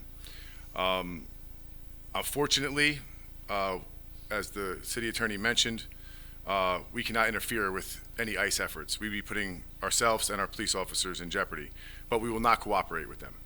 And we will make sure that our residents understand here in the city of Rahway that they should not be fearful to interact with our police department. If they are the if they're victims of a crime, if they witness a crime, or if they just want to go up to a police officer and have a conversation. There should be no fear in that resident's mind that our officers would ask them for their immigration status or do anything of the sort. Our officers understand what their objective here is in the city of Rahway, and that is to serve and protect our community. I don't remember who spoke about reaching out to our state representatives. I apologize, but I just want to assure the public that I have already spoken to the Senate President and the Speaker about the Immigrant Trust Act and the Rahway support and my personal support of it. I think that that is a bill that the state will pass. The good thing is, Mikey Sherrill won, so we don't have to worry about the directive changing, but I would like to see it put into law, so it can never change. With Veterans Day coming up, I want to remind everyone who is in favor or doesn't have a problem with what's going on when it comes to ICE or with immigration tactics that are taking place, that many immigrants fought in the wars that we speak about, World War I, World War II, and I think that it's easy to create a boogeyman or an enemy, but let's really think about who these individuals are and what they've contributed to our country in the history of our country and are currently contributing to our country now. Like I said before, it is something that I'm very passionate about. My many good friends, family, people I love, were once immigrants or still immigrants, and I hate the fact that they feel that they have to kind of alter their moves in their life based on the current climate. Elections matter, so I'm not going to get political, but I'll just leave it at that. Elections matter, and that's the way to fight ICE and Washington moving forward. Thank you, Council President, for the time, and I want to thank the Council for taking the Immigrant Trust resolution into consideration, and I am pretty confident that it will be a unanimous vote. Okay, now at this time, a motion. Good job, Mayor. Okay, now I have a motion and a second to adopt.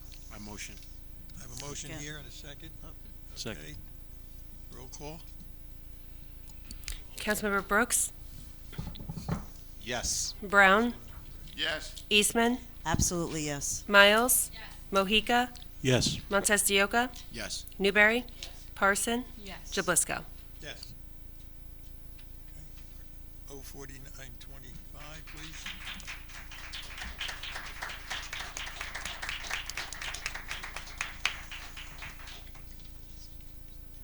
Okay, ordinance, the second reading, please. Please read 04925, please. A bond ordinance providing for acquisition of an ambulance and other vehicles improvements by and in the city of Rahway in the county of Union, state of New Jersey, appropriating $750,000, therefore, and authorizing the issuance of $714,285 bonds or notes of the city to finance part of the cost thereof. Okay, at this time, we'll open the public hearing meeting at ordinance 04925. You have 5 minutes to speak and only speak. Please direct your comments to the city council. Ms. Capone, do we have anyone who signed up? No one has signed up. Okay. Is there anyone from the council here want to say something? I see none. I need a motion and adopt 04925. I second. Okay, roll call. Councilmember Brooks? Yes. Brown? Yes. Eastman? Yes. Miles? Mojica? Yes. Montestioka? Yes. Newberry? Parson? Jablisco? Okay, yes. Ordinance on a second reading. Ms. Capone, could you please read title ordinance 05025? A bond ordinance providing for the acquisition of and payment of the purchase price for certain real properties and easements as applicable by and in the city of Rahway in the county of Union, state of New Jersey, appropriating $500,000, therefore, and authorizing the issuance of 476,190 bonds or notes of the city to finance part of the cost thereof. Okay, at this time, we'll open the public hearing again, ordinance of 05025. You will have 5 minutes to speak. Anyone who like to speak, please direct your comments to the city council. Mr. Capone, do we have anyone that want to speak? No one has signed up. Okay. Any from the public? No? Okay. Motion? I'll make a motion. A second. Okay. Roll call, please. Councilmember Brooks? Yes. Brown? Eastman? Yes. Miles? Mojica? Yes. Montestioka? Yes. Newberry? Parson? Jablisco? All right, Ms. Capone, 05125. A bond ordinance providing for the acquisition of and payment of the purchase price for certain real properties by and in the city of Rahway in the county of Union, state of New Jersey, appropriating $1.5 million, therefore, and authorizing the issuance of $1,428,571 bonds or notes of the city to finance part of the cost thereof. At this time, we'll open the public hearing for ordinance 05125. Does anyone like to get up and speak? If not, I have a motion. Any comments from council? I second. Sorry. Parsons, second. Okay. Okay, roll call, please. Councilmember Brooks? Yes. Brown? Eastman? Yes. Miles? Mojica? Yes. Montestioka? Yes. Newberry? Parson? Jablisco? Yes. At this time, Ms., can you please read 5225, please? An ordinance amending Chapter 401 of the Code of the City of Rahway, Vehicles and Traffic, adding parking by permit only on portions of Central Avenue. Okay, at this time, I'll open the public hearing ordinance on 02525. Does anyone like to speak? To speak, Council President. Okay. Is this Wait, pertaining okay. to the Willows? What I'd like to ask the council to look into where it says that where people are disabled and the people come there to take care of them, is there a possibility to get some type of a placard that they can put on their dashboard to let the people know, or the parking authority know, that they're attending to someone in those buildings? I say that because I had it's not an opportunity, but I was disabled in a situation, and people did come around and ask me about, getting a ticket when they came, because what they do is they come early, 7, 8 o'clock, whenever there's an appointment, and sometimes I was having 2 or 3 appointments. But I'd like to see if something like that can be done to help them out. Thank you, Mr. Okay. I need a motion to second ordinance 05225. I second. Okay, we have it. Roll call, please. Councilmember Brooks? Yes. Brown? Yes. Eastman? Yes. Miles? Mojica? Yes. Montestioka? Yes. Newberry? Parson? Jablisco? Yes. No. Could you please read 05325? An ordinance amending Chapter 401 of the Code of the City of Rahway, Vehicles and Traffic, removing permit parking only on portions of Central Avenue. Okay, at this time, we have the public meeting, ordinance 05325. Anyone have anything to say, speak? Okay. Public, anybody from the council? At this time, I need a motion to adopt. I make a motion. I have a I motion. second. Second, okay. Roll call, please. Councilmember Brooks? Yes. Brown? Yes. Eastman? Yes. Miles? Mohica? Yes. Montestioka? Yes. Newberry? Parson? Yes. Jablisco? Okay, yes. No miscellaneous business tonight? Any council member like to make a closing comment, please? I would like to. Start down where? Who said I- Right down here. Yes, sir. Good evening. Thank you very much for everyone that's still here and people that attended prior to, and anybody listening at home.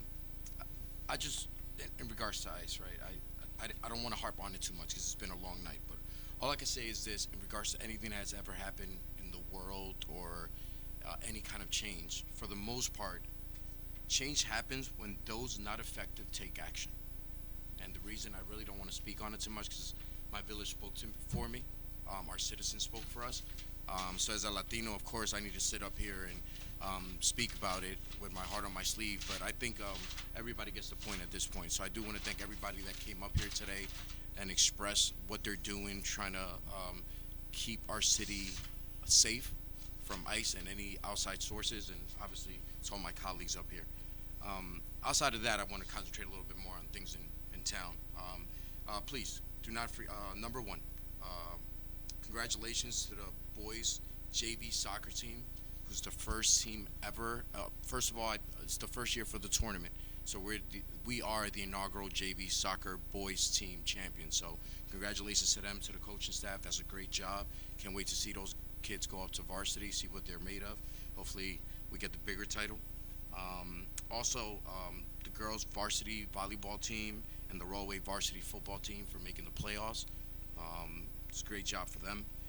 Please keep in mind, support your Rahway High School athletics, right?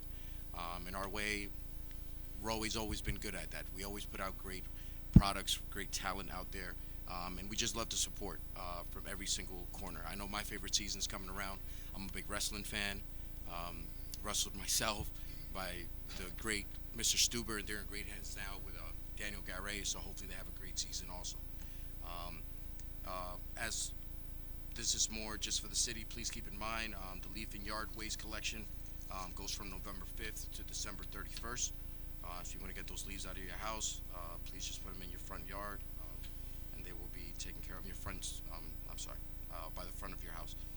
Upcoming events for our city, our annual Veterans Day commemoration is going to be at Memorial Square, Tuesday the 11th, which is tomorrow at 10:30. Also, we're going to have a copy and conversation at the McDonald's Tuesday the 25th with our local police officers. I really do like that event. I think that's a very cool event. Sometimes us as residents and as police officers, there's always seems to be a fine line, but I think this is awesome for them to sit down, take some of their times, just be humans with our residents, and get an idea of what they go through every day. They do an excellent job protecting us every day in our city. Also, we have the Rahway annual tree lighting. That's going to be Friday, November 28th at 6 p.m. at Rahway Plaza, at City Hall Plaza. Santa comes to town at City Hall Plaza, obviously for the tree lighting that day. He'll be there at 6:15. Sensory-friendly Santa is going to be at Rahway Rec on the 29th, the following day. Santa Dennis and Santa Frankie. I'm assuming those are Santa's Spanish cousins because it's going to be a bilingual thing, so that's pretty awesome. Kind of like that. That'll be at the Rahway Rec from 4 to 7 p.m. Again, that's going to be on the 5th. And the parade on the 13th from 12 to 3.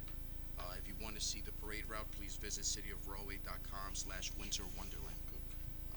Outside of that, just want to wish Happy Veterans Day to our veterans and all the brave patriots that served for our country. Thank you very much for that, and Happy Thanksgiving to everybody. Thank you. I just want to compliment you on helping us with the Spanish today. That was very good. Thank you. My pleasure. Okay, Ms. Eastman, do you have something to say? Yes, I want to take a moment to thank all of the Rahway residents who did come out and vote on 11-4. Your vote does matter. And a special thank you to Ward 2 voters, and I will continue to support and serve the Rahway residents. I also would like to thank everyone who came out here tonight, and also Happy Veterans Day to our veterans, and thank you for your service. And I want to wish everybody a very happy and safe Thanksgiving. Thank you. Ms. Parsons? Thank you, Council President. Well, pretty much my colleagues have summed it up pretty much. Again, happy Veterans Day and happy Thanksgiving to everybody. Okay, we'll jump down just above the kid. Oh, thank you, Council President. So I just want to mention again, Veterans Day. Thank you so much to all the veterans out there for your incredible service. We owe you a great debt that we can be here and exercise our rights as Americans. Thank you for that, for restoring that for us. And every day your sacrifice means a whole lot to myself and my family. I want to thank First Ward Councilman Al Montesioca for a wonderful explanation en español. Muy bien hecho. Gracias. I'm not going to speak more Spanish because I do speak well, but forget that. He did a good job, and I just we mentioned the Union County JV soccer champs. I'm so proud of them, but I'm remiss to not mention the seniors. What a game! Let me tell you, what a game. I went to that game, and if you want to define the true grit, strength, and resilience of Rahway, that game defined it. I mean, we were down 4-0. 4-0. 18 minutes left. And within those 18 minutes, we scored 3 goals. 3 goals. They didn't give up. Everyone had left already. They gave up on our team. They were like, Councilman, I wish you hadn't shown up. I would have warned you ahead of time. Don't come. And I'm like, no, I have a feeling that the boys are going to pull it out. And they certainly did, almost. But to me, they're winners.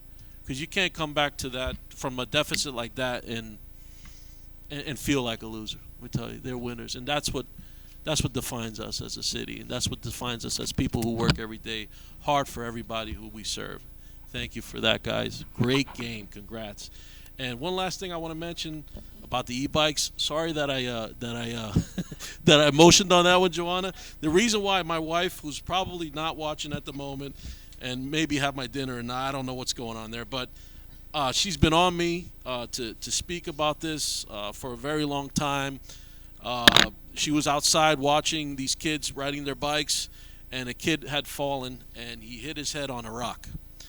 Thank God the kid had a helmet. And that's just a small story and testament as to what it is to have a helmet. Don't get cheap. Get that bike, the e-bike, they're expensive. Don't cheap out on that helmet. Because if you cheap out on that helmet, that's going to possibly be one of the last rides your loved one's going to have. With that being said, happy Thanksgiving to all. If I'm going to wear a new suit next council meeting, it means that I ate too much. But thank you so much. Hey, Ms. Miles. Thank you, Council President. I'd like to say thank you to all our veterans in the United States for keeping us safe, for defending our Constitution. It is the to defend us, to keep us safe, to make sure we have a democracy is just the most amazing thing anyone can do. So thank you to our veterans. Also, there was one other thing I want to say, but I did want to say something about this really quick. November is Diabetes Awareness Month. As a type 1 diabetic, I did want to just do a shout out to those diabetics out there who might be watching, or people who know people who are diabetic. It's a 24-hour. Well, for type 1s, type 2, everyone has their own issues. It's a 24-hour thing. Whenever you eat something, you have to count carbs, give yourself insulin, and if you're not on insulin, if you're a type 2 and you're on medication, you're always watching your sugars. And just one thing, it's not about eating. Many people think that diabetes is you're eating too much sugar. It really isn't. Adrenaline raises your blood sugar, stress raises your blood sugar, sickness raises your blood sugar. If you're racing around, for me, that brings my sugar down.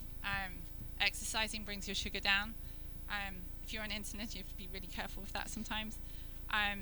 But it is a 24-hour thing, so for anyone out there watching, you got this. If ever you feel like you're finding it a little bit tough, Robert Wood Johnson, I know they have a diabetes education program, so reach out, and there are also Facebook community groups that are also helpful as well. For parents, especially with kids, and the first, when diabetes type 1 actually hit me, I had no insulin at that point. So the symptoms that I had was extreme thirst like you would not. I would have like I'd be walking to school with like 4 bottles of vitamin water, all this stuff. Needing to use the restroom all the time because my body was trying to get rid of the sugar that was in my urine, and and then extreme weight loss. So I'm already like this, but I lost like 20 pounds in about a month. I want to say it was really fast weight loss, and I thought it was something worse than diabetes. I thought I had cancer or something, but I was lucky that it was found out in time that I had type 1 diabetes. I got on insulin and felt amazing. But just a shout out to the people with diabetes out there who have a tough time sometimes, don't have a tough time all the time, but I just wanted to recognize them. Thank you. Thank you. Ms. Newberry. I have nothing to add, thank you. Okay, Mr. Brown. Yes, should I say to the council what's going on, even with me, I'm not feeling too well, because I do have diabetes also. I do have cataracts. I do have a colon problem. And now I found out that I have a hernia problem. So all of those things is what it is, but you know what it says? When I hear about the kids that you say in Rahway, the athletics, they're doing well. But it's hard work, it's paying off. To me as an individual, when it says, I'm gonna make it, I got what it takes to make it. And let me say this to the people. You talk about the immigration, what happens. My ancestors, my father, as a sharecropper, had to go through the same thing that people do too. And in this country, is it fair? It says what it is, but you have to take it, run it, and make it work for you. That's what we need to do to tell our people and our children that's coming up to do it. When they say that the JV team in the soccer, they did very well, I don't know how many children, what culture they come from, but I'm quite sure that they're good. But it says to us they're all American. And that's what makes a difference. Thank you, Council President. Okay. Council President, thank you so much. Thank you to all those who attended tonight, those of you watching. Earlier tonight, before our council meeting, we did 2 resolutions. One being a phenomenal athlete who we're all big fans of, including our mayor and our 2nd Ward Councilwoman, Ms. Eastman. Andrew Avent, phenomenal high school career. Whether it's athletics and whatnot, we're sure that you're going to do a lot of great things in the future. And also to our Rutgers future scholars who are led by one of my classmates, Dr. Sharena James. We are so fortunate in Rahway to have the Future Scholars program, and they are guiding people, guiding our youth in the right direction. So congratulations to them for doing all the great work that they do. Also want to thank our directors, our business administrator, our chief of staff, Mr. Lindolfi, our CFO, our clerk, and of course our mayor. Phenomenal words tonight. You pretty much summed up our philosophy as a council and as a city, so thank you for articulating that. I do want to speak a little bit about the Immigration Trust Act resolution, which we voted on, and we all proudly support it. And I can tell you, amongst the colleagues and within the mayor's administration, it was a no-brainer. We are often placed in challenging positions with our votes, so when it comes to ensuring the safety and security of all our residents, and I say residents purposely, and those include for those who do live in the shadows. Rahway is a welcoming community, and we mean that. So while we're not looking to endanger anyone or draw undue attention to them, we felt it was important for our community to know exactly where we stood and where we stand. And I'm grateful for the residents of Rahway for their compassion and their commitment to protecting their neighbors. I'm proud of this legislative body and our ability to partner with our executive body that believes in the dignity of all our people. No matter who you are, where you come from, how you look, how they worship, or who they love. Secondly, I want to acknowledge the broader community. Now, we have an administration in Washington that's playing politics with hunger, and as you've seen, and it was encouraging to see Union County come together in a great way. And huge shout out to the city of Rahway. I think I reached out to our BA for doing a collection box that we put together. Man, you know, we got that box filled pretty quickly here in Rahway. So that makes me incredibly proud. But so, yeah, we had to step in as a county and as a city to allow people to access their SNAP benefits and ensure that our food pantries in the county were stocked across the county. Now, no family should go or experience food insecurity, especially during this time of year, this time of Thanksgiving. I'm grateful, and this is why governments matter, that our county commissioners were all on the same page, and when it came down to providing the SNAP benefits when people needed it most, they were able to fill the gap, and it was quite impressive. So big shout out to them and those who stepped out. No one wants to see their neighbors go hungry, and I'm glad that everyone's doing their part to live in the spirit of Thanksgiving. With that being said, happy Veterans Day to all who've served, including our Chief Law Enforcement Officer, Ganley, and so many others. We appreciate your sacrifice and your service, and have a happy and healthy Thanksgiving. Thank you. It's a tough act to follow every meeting, but I must say I want to thank our mayor, Mr. Landolfi, and especially our attorney for helping explaining many of the things that to the public as well as to us. And everybody, I think, went over the whole agenda, what's going on in town all week. So I want to say, next month, so I really don't have to say too much. So at this time, may I take a motion to adjourn? Second. Motion, meeting adjourned. Favor? Aye.